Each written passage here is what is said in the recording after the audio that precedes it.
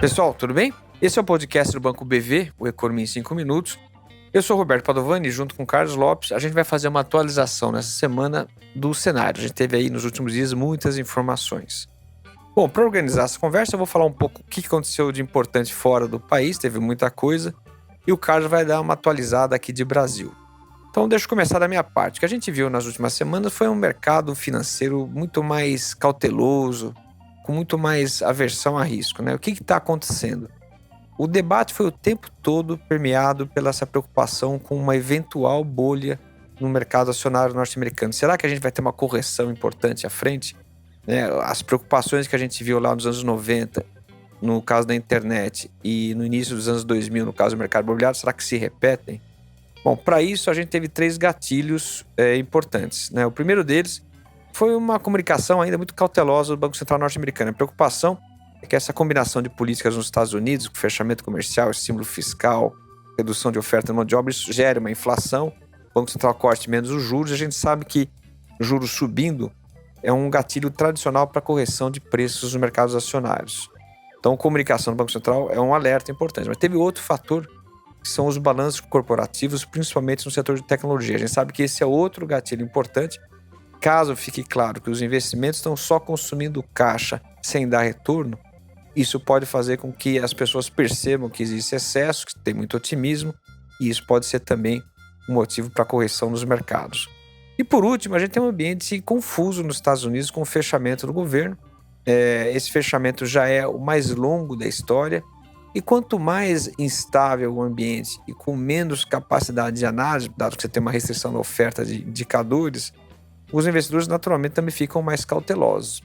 Então, esses 3 fatores, o Banco Central nos Estados Unidos com uma mensagem de cautela no processo de redução da taxa de juros, resultados corporativos que preocupam e fechamento do governo, isso tudo fez com que os investidores, de modo geral, adotassem uma postura muito mais cautelosa. Então, a gente passou 2 semanas fora do país um pouco mais complicadas, com investidores pessimistas. Bom, Carlos, e aqui no Brasil, o que teve de novo? Olha, aqui acho que a gente está conseguindo combinar essas incertezas do cenário internacional, que de fato deixam, né, o quadro um pouco mais nebuloso, mas com alguns sinais positivos aqui quando a gente fala principalmente de Banco Central. Apesar de todas essas incertezas externas, né, que vão se acumulando e em algum momento podem ter aí um efeito negativo sobre câmbio, por exemplo, trazendo uma depreciação maior, a gente olha para os indicadores domésticos aqui de atividade econômica, de inflação, e vê sinais positivos. Os números de atividade têm confirmado uma desaceleração importante no segundo semestre. Não é uma história nova, é algo que a gente já esperava ali praticamente desde o início do ano. A gente já via um primeiro semestre ainda forte, com a ajuda do agro, com a ajuda de algumas transferências de renda do governo. E no segundo semestre, a atividade então perdendo força, particularmente sofrendo o efeito dos juros maiores. A gente vem com juro já em 15% há bastante tempo, então jogaria a atividade para baixo nesse segundo semestre. E isso de fato está acontecendo. A gente tem os números oficiais ali do IBGE até setembro, estão sugerindo isso. Os indicadores de mais alta frequência para os meses adiante também estão mostrando que essa fraqueza deve se estender aqui para o quarto trimestre.